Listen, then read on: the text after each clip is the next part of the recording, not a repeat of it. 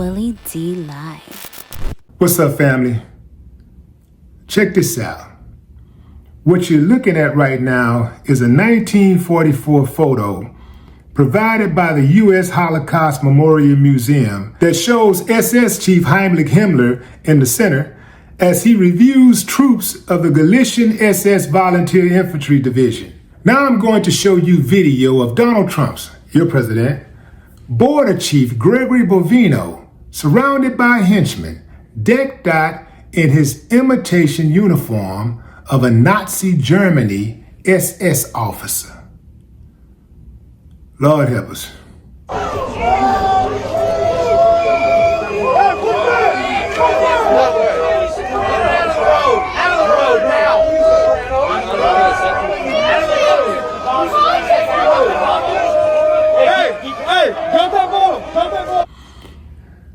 Okay, fam. For those of you who are kind of excited, the uncivilized, let me explain something to you. It didn't end well for Hitler. It did not end well for him at all. It did not end well for his minions, his followers, the people who followed him blindly. It did not end well for them. Many of them were executed. Yeah. Did you know that? Okay. Now, I don't think America would go that far because America loves white skin more than it loves oxygen. So just like January 6th, they're going to slap them on the wrist when they bring them down. And see, this is why they can do what they do, because they're really not worried about the backlash.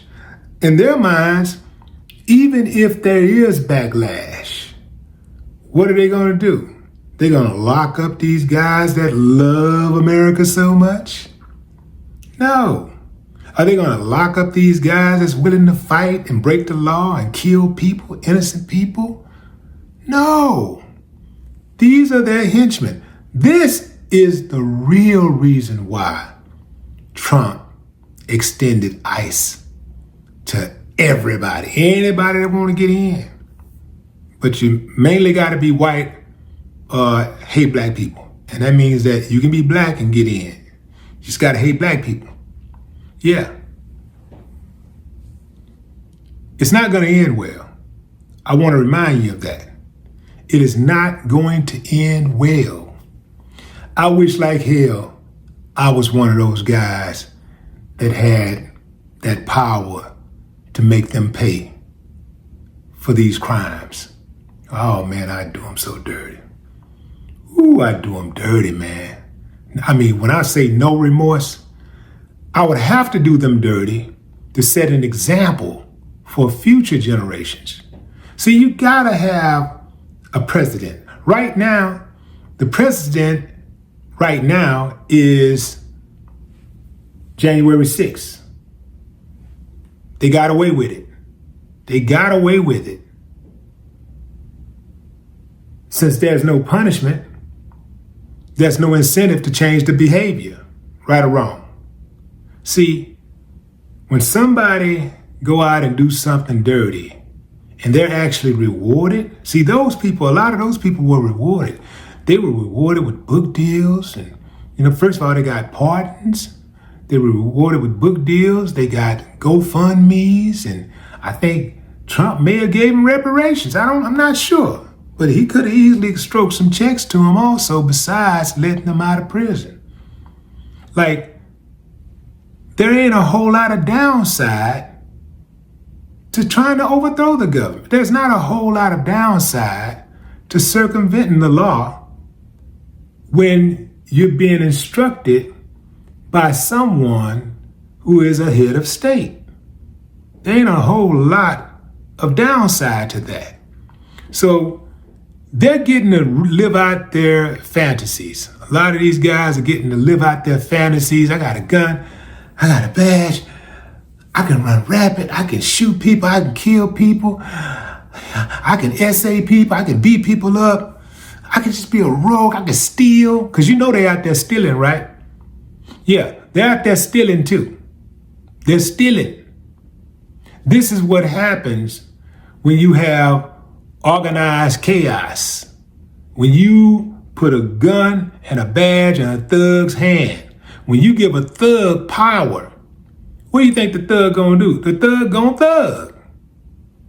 You can't give a thug power and think the thug is going to all of a sudden turn a new leaf and do the right thing. You're dealing with a thug. The thug gonna get more thuggish. The thug gonna say, man, now that I got all this power, now I can commit bigger crimes. Who gonna check me? That's their mentality. That is the mentality of everybody in this cabinet. Like, the president can do what he wants to do. He has the authority. And it's been proven time and time again that he don't have the authority. But, like, who gonna check him? Congress ain't doing their job. You got a whole bunch of Congress members who are cowards. They're scared to death, shaking in their boots. Because of a dude, one man. They're scared. I don't understand it. And I don't understand how a man can call himself a soldier. I don't understand how a man can be in the military and take orders from a guy who dodged the draft 5 times. You are going out to fight for a dude who wouldn't fight for you. You're going to fight for a guy who would not fight for you. You're sending your children to fight for a guy who won't fight for you, who won't fight for them. How much sense that make? You don't feel like a fool? It don't make you feel like a fool? Somebody show this to some Trump supporter, especially one of those military ready ones. Show this to them. Like, you don't feel like a fool? Like, actually taking orders from someone who's a 5-time draft dodger who wouldn't fight for you. This is a person who would not fight for this country, but he wants you to go out there and fight for the country. He wants your children to fight for the country. You cool with that? Because I would think under normal circumstances, you'd be like, well, I'm not that big of a fool. Why would I help a guy who wouldn't help me? Hey, life is transactional, fam. You scratch my back, I scratch your back. Look out for me, I look out for you, right? Well, who is Trump looking out for? Right now, Americans are at war with Americans. They constantly try to tell us, watch out for China. Watch out for Russia. But who are we worried about right now? Every last one of you, take some inventory right now. Take some life inventory right now. Who are you most afraid of right now? Right, Americans, right? When you go into the house, you lock those doors, and you turn on that alarm, are you thinking about Chinese people? Are you thinking about Russians? No, you're thinking about Americans. When you're on that road and somebody cutting you off, and you got that thing on you, you got that thing for a Russian, or you got it for an American? Who you got it for? Who you more concerned with? Domestic terrorism or foreign terrorism? International terrorism? Holla at me. Holla at me, fam. Who are you most concerned with? So it seemed like to me that the focus should be on securing safety in America first, like making America safe first. It is repulsive to hear Trump talk about making another country safe, talking about going over to Iran and bombing on Iran if they kill a protester, if they don't treat their protesters right, while at the same time, they're over here beating the hell out of protesters right here in the U.S.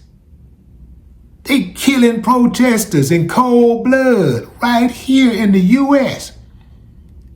And these dummies out here who still follow him blindly are listening to him and hanging on to his every word like that's leadership just being lied to straight in their face. And they're biting on it. This dude is talking about going out and liberating Iran. The people in Iran don't like him. They don't want him there. It's easy to turn the cameras on and get a few people and give a few people in Iran some money and say, hey, say this, say this. That's easy. But the majority of people in Iran does not want America on their soil. They do not want his help because they know America is a treaty breaker. They know America breaks all agreements. They know that no country throughout history has ever been left off better after America so-called liberated it.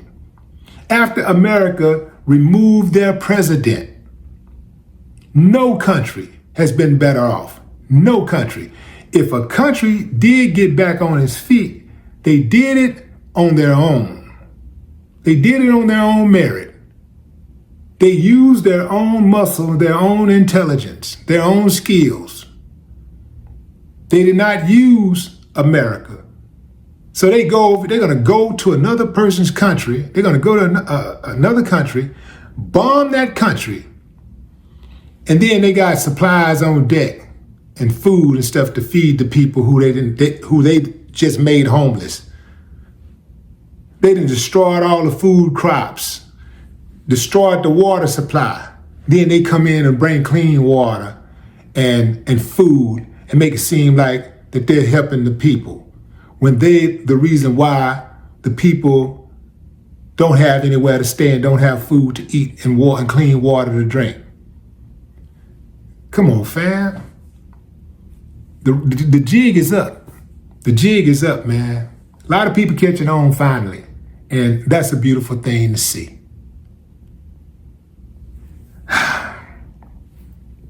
This is not going to end well.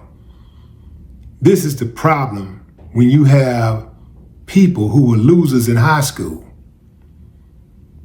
People who are winners, they're not preoccupied with going around trying to make other people's lives miserable. They're too busy enjoying life. Still, they're too busy enjoying life.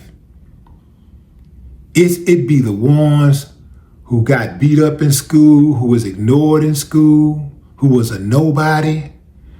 But they know if they get that power through being appointed or elected, somewhere along those, if they can get up in that, if they can get a job in law enforcement or something, it gives them some power that they've never had before. And now all of a sudden, they feel some worth, you know? They feel a little better about themselves now that they can rule others. That's why you hear a lot of police officers talk like that. No, it does not. It doesn't go like that. It's going to go like I say, hey, shut up, all that kind of stuff, talking out loud, talking to grown folks like they're kids. Yeah, man, this ain't going to end well, fam. I'm telling you. It's not going to end well, but they're too stupid to know that because they think that because they got the power right now, that they're going to always have the power. That ain't the case. But what say you, fam? Drop a comment.